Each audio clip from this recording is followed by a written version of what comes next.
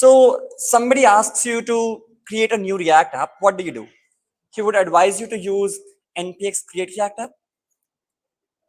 The knowledge required would be HTML, CSS, JavaScript, and of course, React. And you jump in, and that's when you realize that that's not the only knowledge that you require. You require TypeScript, Prettier, linting, Babel, Webpack, and many more. And that's when you realize you are stuck. Stuck being the okay. Hey everyone, I'm Vanshu Hassija. I work as senior software engineer at Visa as my Twitter handle. So today I'm going to talk about next generation front-end tooling in JavaScript. But the first question that comes up is, why do we need tooling in JavaScript? So as you may all know that JavaScript lacks compilation and does not have the static typing. So for a very long time, JavaScript didn't even have the ESM support. So that calls for some bridging of the gap. To bridge that gap, various tools are used, like TypeScript is used for static typing. Babel is used for to make sure that your code works across all your browsers, and you use testing tools. And finally, to bundle all them up, you use bundlers like Webpack, Rollup, and many more. These all are fine, but these all comes up with some problems. The first one being the slow server start. If you have ever started a React server, if you have created a new app, you may have seen that it takes a couple of minutes or maybe a minute to boot up your server for the first time. So it's not a very good experience because when you start your application, the sooner the better it is. And as your application grows in size, you may observe the hot module reload does not work really well. It cannot be relied upon because the source maps that are generated become really very slow. The process takes time. And not to mention the tons of config that you need to maintain in order to create the modern world applications. It requires a lot of configurations for different tools that needs to be maintained so that you can create the application that you desire to. So ESM brought a revolution in the world of JavaScript, but the other thing that is stitching up JavaScript, that is maintaining the hype for JavaScript, is the tooling that is not in JavaScript. So the one of them is ESBuild. ESBuild is a bundler which is written in Go language. It is not written in JS. It is written in Go language, and as experimented, it is way faster than the tools written in JavaScript like Webpack and Rollup. It's way faster than that. So you may ask, why is it so? It is the ESBuild is faster because it is completely written in Go, and Go language heavily relies on parallelism.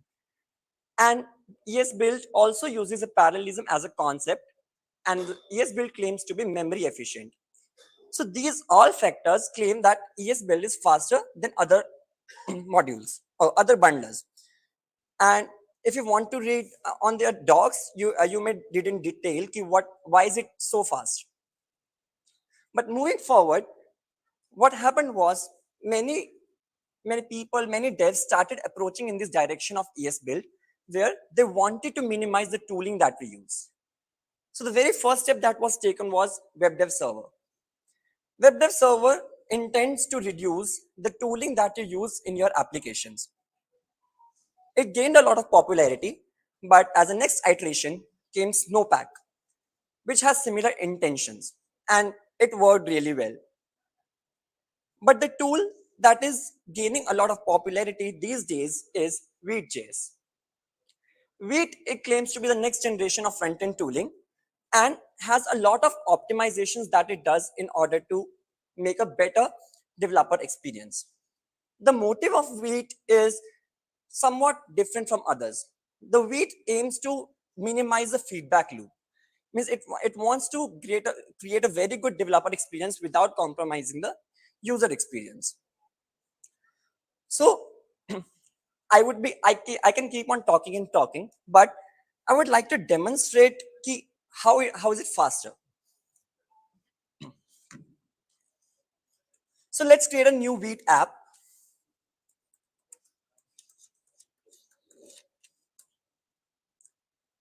Yeah, it will ask you the project name.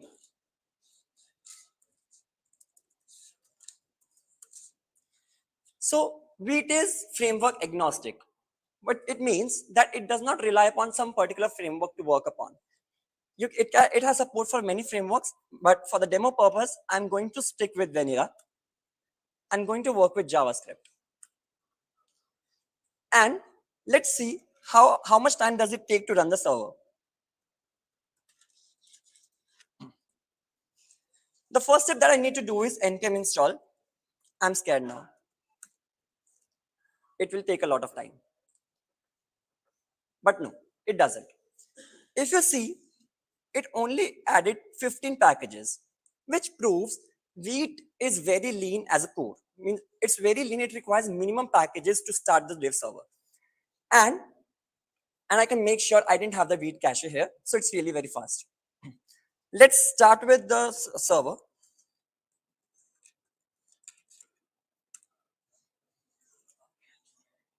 Yeah, sure. Fine. Yeah. If you see, it was pretty much instant. It didn't take much time. Would it have been React? You would have to wait for like a minute or two. So the first server start is really very fast. But how is it so? What is we doing to achieve the same? So what we does is, so we categorizes application as dependencies or source code. Dependencies are those code which are written in plain JavaScript and do not change much. So what we does with dependencies is it pre-bundles your dependencies as if it were in production and it can serve over the network. Then comes the source code which needs to be transformed, which needs some kind of processing that is served as a ESM module. Means it is not transformed, it is directly served as ESM module to the browser. So what we does here is we write our code in the form in ES modules.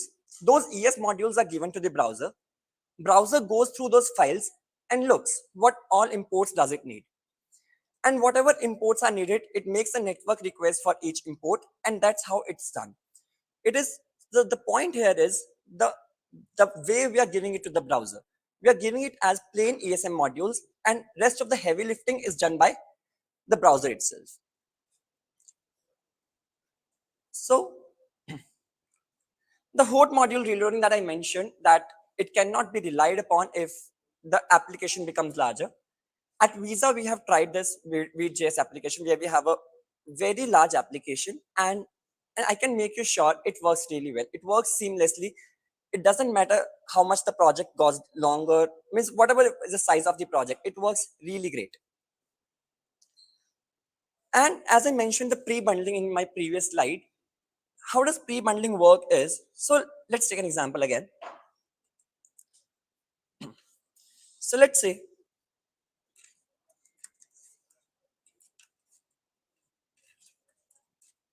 yeah. So let's say I have this application.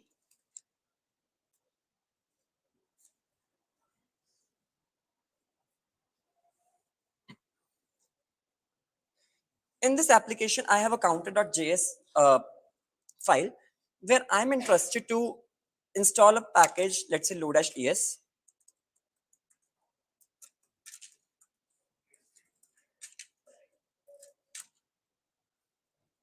From this low-es, let's try to import the debounce function or any function that you might be interested in.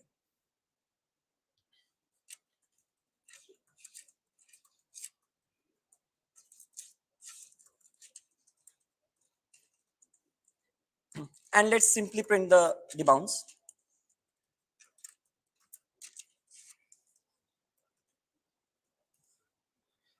Let's try to see the network request, what it makes and what it all does.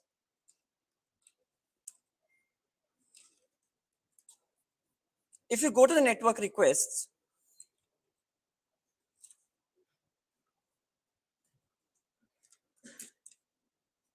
you see this low-es, if you have used it, low-es is a means a group of small modules. So what Vite is doing here is it is compiling it, it is bundling all those small modules in a single file, and serving it over the network. How does this help is it makes the loading fast what it would have been if it was served as a plain ESM module. So the motive here is not to use ESM module everywhere, but the places where it gives us optimizations. So here we have not used the ESM concept because if the pre-bundling happens and it loads faster, we need to just avoid that concept. So this is how the pre-bundling works in Vite.js, and it gives a major advantage over the other bundlers. Another thing that I would like to mention about Vite is switching between JavaScript and TypeScript. It's seamless. So let's say if you go to your index.html here, it has a main.js file which it relies upon. If I change this file to .ts, the only thing that I need to do is I need to change the extension here as well. And Vite takes care of the rest of the things. Yeah. And it works seamlessly. Means switching between TypeScript and JavaScript is very seamless. So Vite.js is doing a lot of work for us to make the experience better. Not only this, but Vite is a complete bundler. When you use React for your creating your libraries as well. So Vite is a complete bundler in the sense that it allows the support for libraries as well. You can create libraries in Vite, and you can create the libraries with multiple extensions, CJS, ECM, ESM, whatever you are interested in.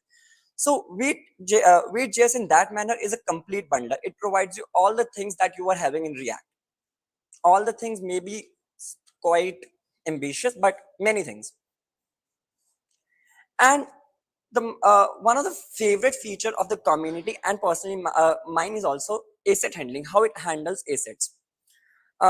Let me show you an example.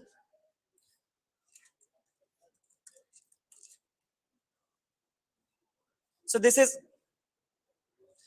one more project where I have some images in my bundle.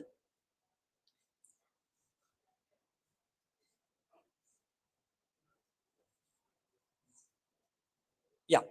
So if you see, I have some images in my images folder, and I have used it in different files. Some images I have used in my JavaScript file, and some images I have used in my CSS file as backgrounds. So when I just create a bundle out of it, you may see that sometimes if you see the CSS file, it creates those images inline. If you go to JS, it handles in a different way. So Vite.js is doing all the heavy lifting again here. So it provides you with a mechanism of auto optimizing those assets. So those assets are optimized for you. You need not to take care about it, and it gives you the time to focus on your business logic. And one of the other great feature is the universal plugin support.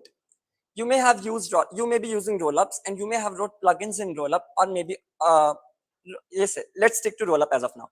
So what the developers of Vite.js and rollup have done is they have collaborated in such a way the plugins that you write in rollup.js are also applicable for Vite.js. You can use the exact same plugin in Vite.js without writing even single line of code again. So these all features, these means Vite.js now claims to be the next generation of JavaScript tooling, and it proves to be because it changes the way how you code today. So the first generation was before Node.js, and the second generation came after the Node.js. And finally, we are entering the third generation where bundlers are no more needed. You can focus on your business logic and you can develop faster without taking much care. So that's it from my side for today's talk. Thank you for your time.